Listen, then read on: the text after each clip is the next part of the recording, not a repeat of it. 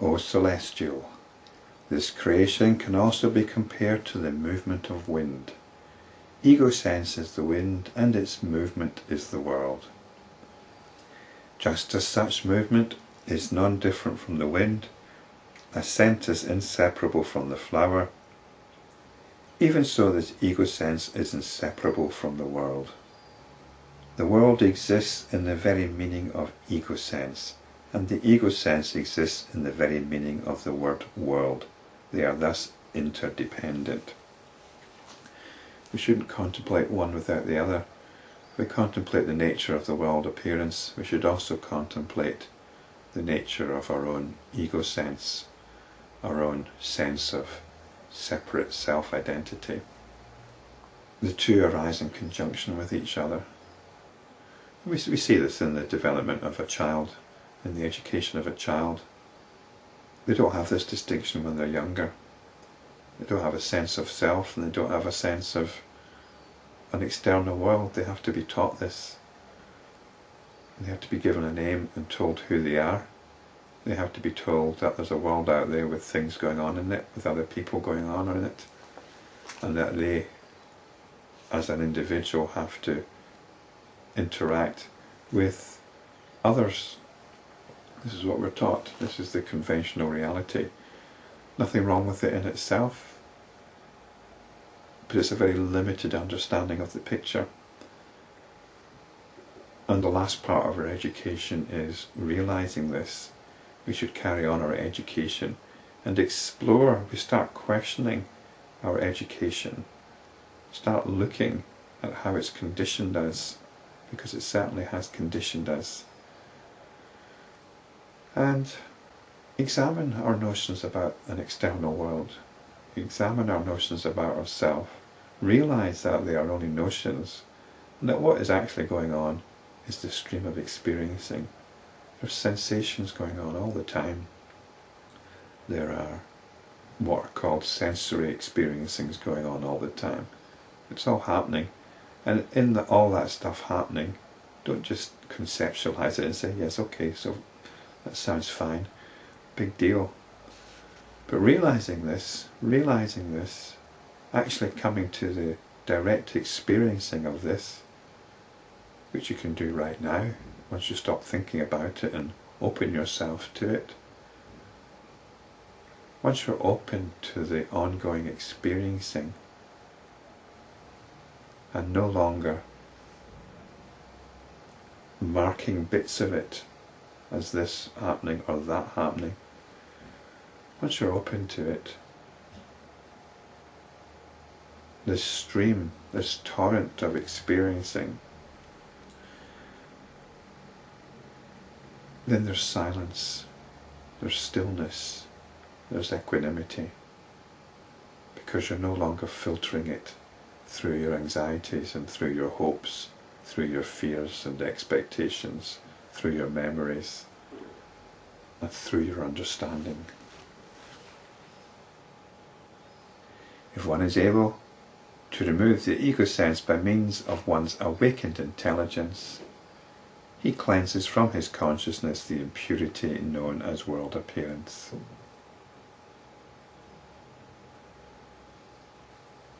You realize its notional nature. Notions have no substance.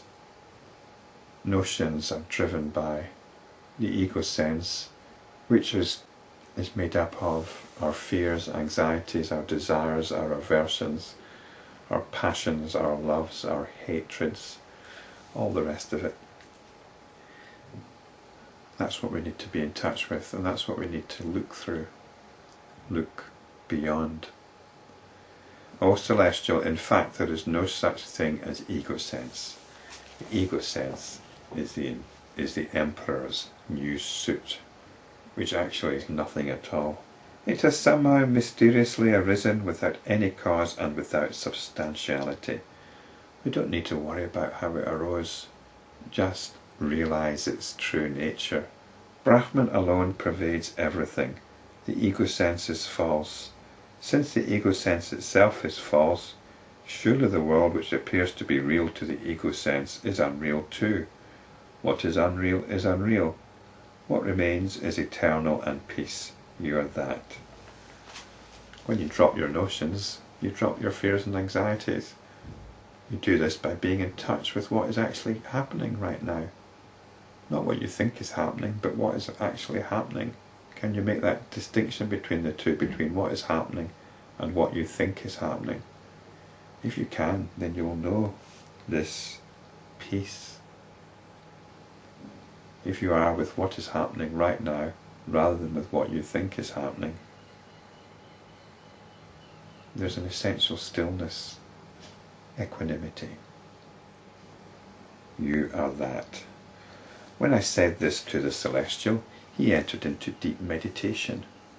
He attained the supreme state. Vasishta said to Rama, if the teaching falls on a qualified heart, it expands in that intelligence. It does not stay in the unqualified heart. In some ways you want the unqualified heart.